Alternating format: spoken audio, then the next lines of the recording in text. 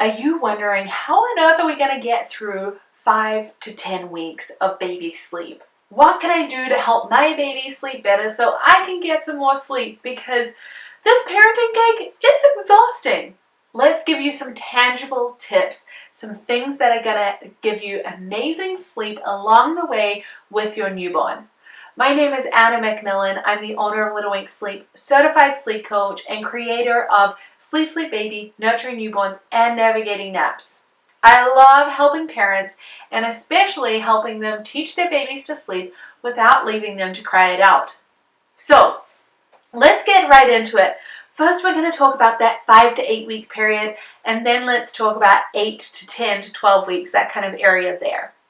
5 to 8 weeks is a really critical time in brain development. There is a huge leap, and if your baby's in it right now, you're probably nodding along with me.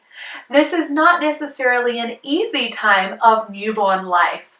It's the time to call in the troops. Yes to the meals. Yes to cleaning my bathroom. Yes to bringing me a coffee. For sure hold the baby so I can have a shower. This 5 to 8 week period is a big developmental change in baby's brain. It's not to do with baby is just like really grumpy. This is actually a brain change. It can be made more difficult if you're having feeding struggles, reflux, or colic or something like that as well. However, there are some things that are critical that we can do to help baby sleep. What you're going to find is that during this time, baby is going to need more help getting to sleep. That is totally okay. Plus, did you know that you can have night feedings and healthy sleep?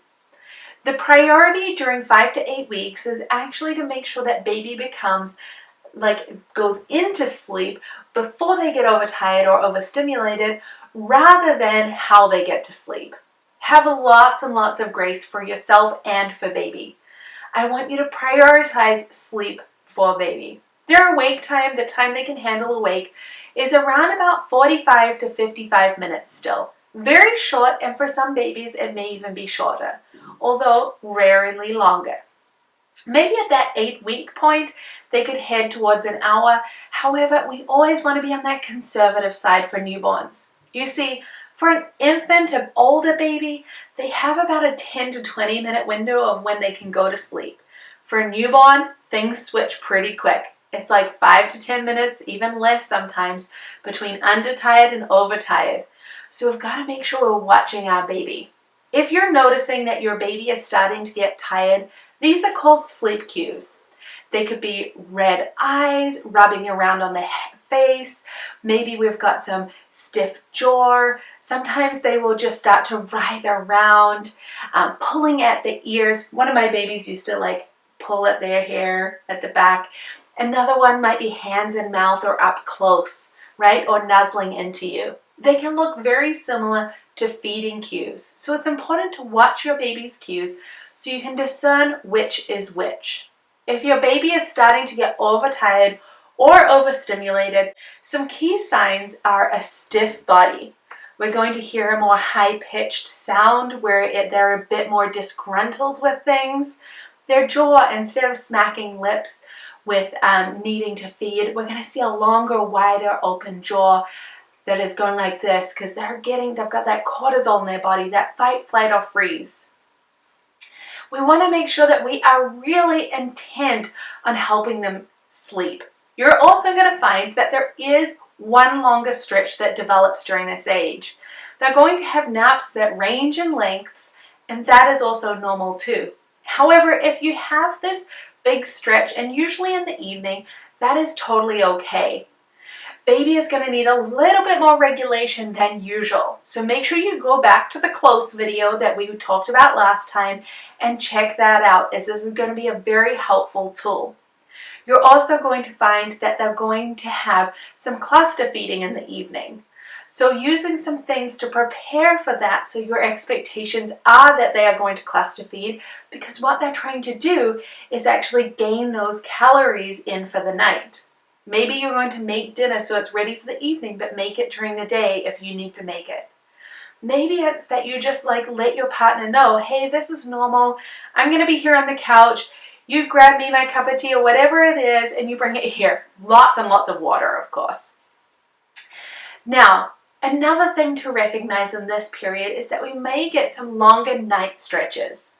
This is absolutely okay and is at the point as long as your baby is gaining weight and has already met their birth weight and are continuing to gain, then you can let baby wake you up when they are ready for a feed, rather than needing to wake them up. Unless your doctor, your pediatrician, your midwife, or anyone else has told you, one of your medical professionals has told you to wake up baby, you can just let baby wake you up when they're ready for a feed. Moving on to that 8 to 12 week period, this is a fun stage as baby starts to have more awake time.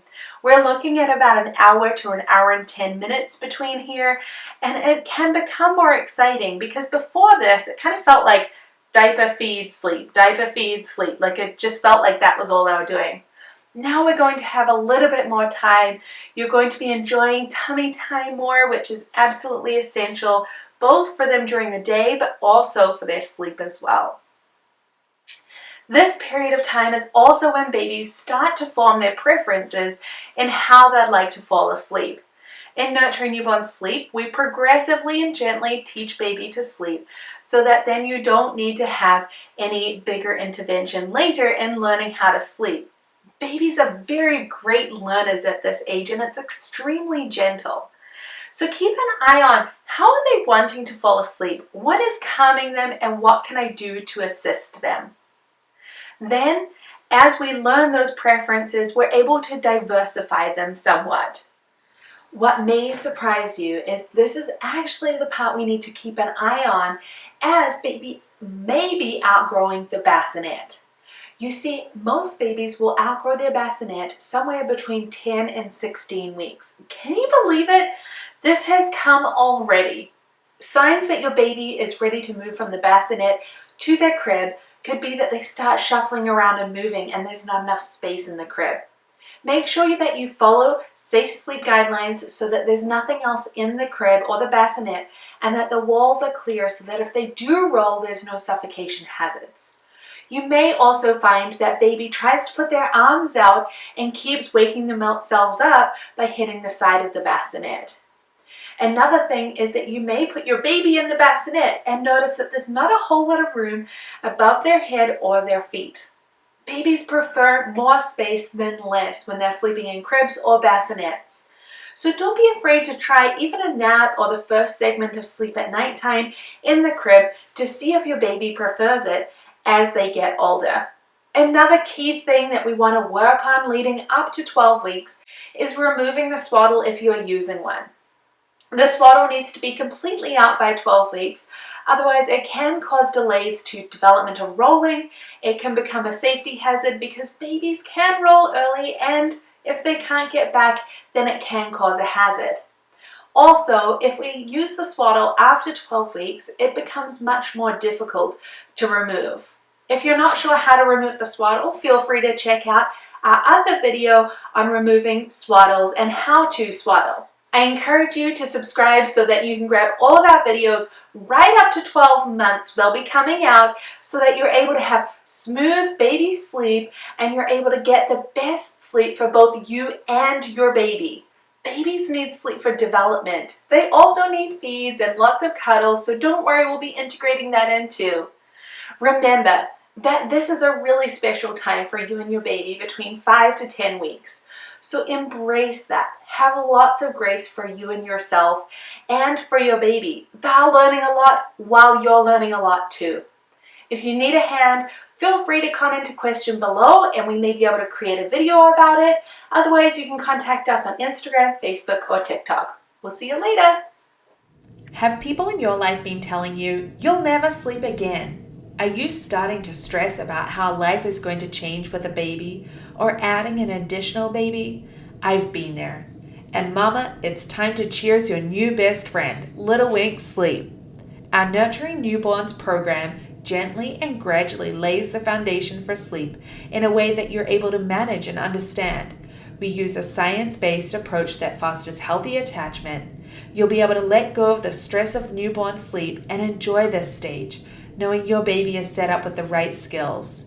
Nurturing newborn sleep includes all our insider coaching strategies, taking you step by step, troubleshooting along the way, as well as